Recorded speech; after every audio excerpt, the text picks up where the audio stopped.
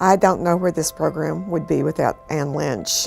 She was the 13th masked rider. There had been 12 riders before her. They were all male.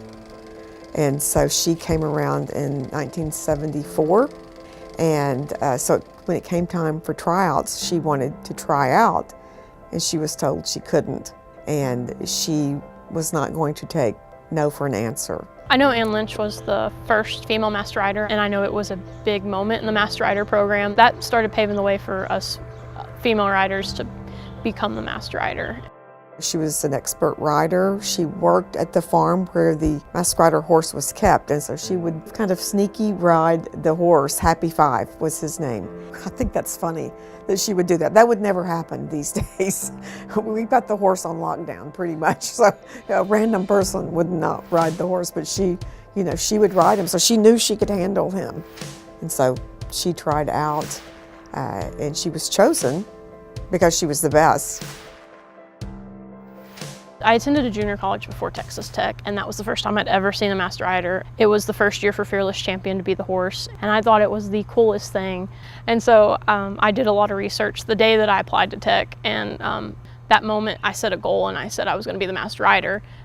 I work with 80 students, and the students who are masked riders are the cream of the crop. They're absolutely the best students here at Texas Tech. The horse becomes their horse for a year. And that means Christmas Day, your birthday, every day that horse is your horse. So it's a huge job for a student. And you think about 300 appearances, that's obviously almost an appearance a day. And so when you're figuring in riding the horse, feeding the horse twice a day, it's a lot of time for a student. And I mean, I see Lindy a couple of days a week, okay? She comes down here. These students I get to be very close with them because I see them so often. We talk about not just horse stuff, but life, and I can become like a mom, their Texas Tech mom to them. But Lindy was going through a typical day, and I was looking at her like, why would you want to do this? This is so much.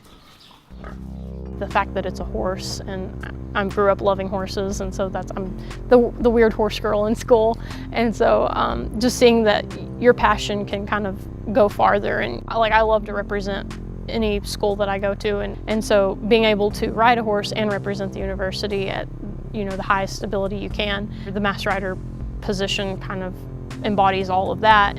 Since Ann Lynch, there have been 24 females. She really opened the door for females, and she is such a role model to all of them. They are all grateful. I can tell you I've had 10 female masked riders since I've been here, and they all talk of Ann Lynch breaking through that glass ceiling. I think it's hard to say if I would have done it back then or not, just knowing how even prestigious the program was then, but the fact that no woman had done it, and I think that takes a lot of guts to do that.